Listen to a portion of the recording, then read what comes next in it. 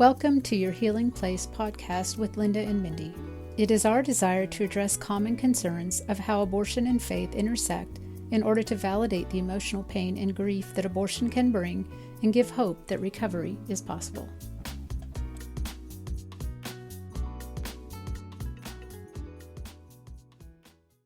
Welcome back to your Healing Place podcast. Linda and I are here today, and we're going to talk about refuge versus a broad place. And so, oh gosh, this is something I've meditated on for a while, and I just really love at least the bit of understanding that God has given to me. Oftentimes He reveals things to us, and we think it's this great big thing, and it's probably just a little, speck of a great bigger thing. But anyway, this comes out. There's this particular verse that I'm going to read is where it talks about a broad place. And so in Psalm 18, verse 2, it says, "The Lord is my rock and my refuge and my deliverer." And then it goes down into, let me finish that verse. I'm sorry. "My God, my strength, in whom I will trust, my shield and the horn of my salvation, my stronghold," and particularly focusing there on fortress and stronghold. And then in verse 19, it says, "He also brought me out into a broad place. He delivered me because he delighted in me." And this psalm is just a beautiful psalm. But when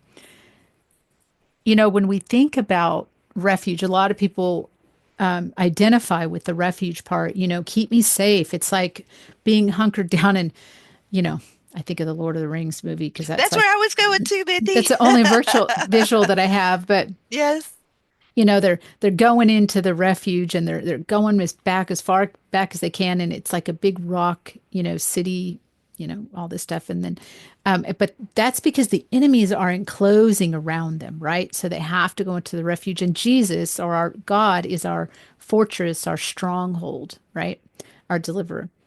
But the broad place, it says he brought me out into a broad place. So we aren't going to stay in that refuge forever, because in that refuge we're very limited if you think about that in terms of what a refuge is. Visually, it's a stronghold. It's a place where you go to keep people away. But we aren't to be in that place forever. And to think about God putting us in a broad place, I think of the Salt Lake. If you've ever seen the Salt Lake out in Utah, it is a lot of it is dried up, and it's just this vast, humongous, dried up, flat piece of ground. As far as I know, it's Mm. flat. And then you see the mountains in the distance, but it's just miles you could see for miles, right? And when he puts us in a broad place and he sets our feet there, he brings us out of the refuge. He puts us in a broad place and he's like, "Go."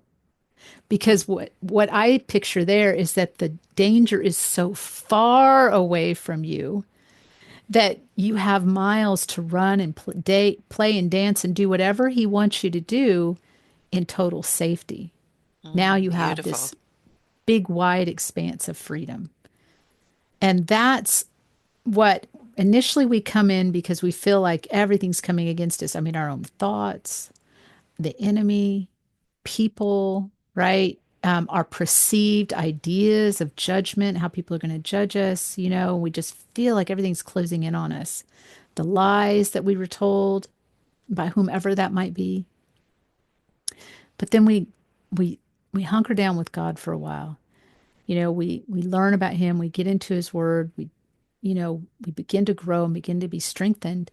And then it's time for us to come out and be that ambassador of Christ. Mm. Go and tell our stories to people. And anyway, it's just a place of being strengthened. And then now the broad place is the place where we go and we do what he Freedom, wants us to do. freedom and Total peace and freedom. security. Yes. Amazing. Yeah. I love that picture. Yeah. So I don't really have much more to add to it than that but I did want to share that on this podcast, and I hope that it ministers to somebody. And so if you feel like you're in a refuge, you have to be in that stronghold with the Lord, that fortress. I would encourage you to embrace that. And again, let the pain of your abortion drive you into the arms of the Lord. be Mm, that catalyst that makes you press into his word and begin to learn, because truth is found only in his word. Freedom, real healing is only found in the depths of his word. And you may struggle for a while, and that's okay. But one day you just keep pressing in and he'll bring you out into a broad place. And actually, as I'm sharing that, there is a personal story that I can share with that actually. I struggled with cyclical depression and I didn't know what it was from. I thought it was from maybe I did have a chemical react kind of depression when I had a parathyroid tumor, and that was affecting, my chemical imbalances in my body. But once that was removed, I realized there was something else going on. There was a different kind of depression also attached to that. And it was just, I would be like, 2 or 3 days out of the week, and then I'd feel good again, and then I'd go down again. And it was not, the kind that I was debilitated, but I was functional. But man, it felt heavy and it just felt like something was on me. And I used that to press into the Lord. And it wasn't for years. I mean, for me, that was years. I didn't go on medicine because I was kind of afraid of how it would affect my body. So I never did. I thought about it many, many times, but I never did.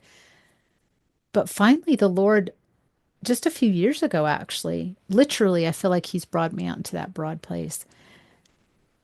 A lot of my depression was because of my own behaviors.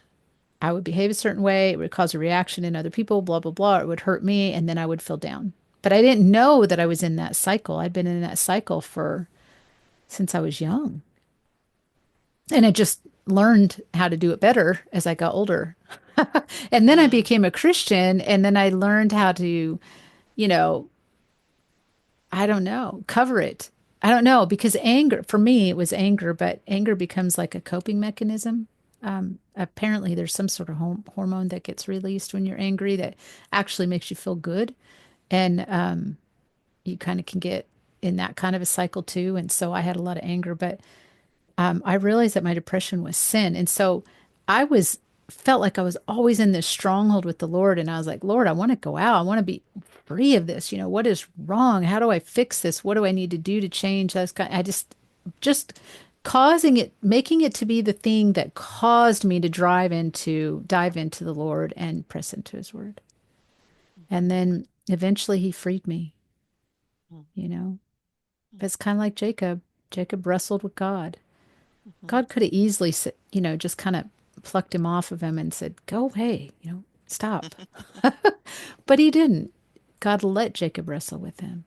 And Jacob said, I'm not letting go until you bless me. And that's how it felt for me. mhm, I'm not letting go, Lord, until you bless me. mm. So I And pray that you now you're can. in a broad place. Now I'm in a broad place. Yes. I love that Yes. picture. Thank you, Mindy.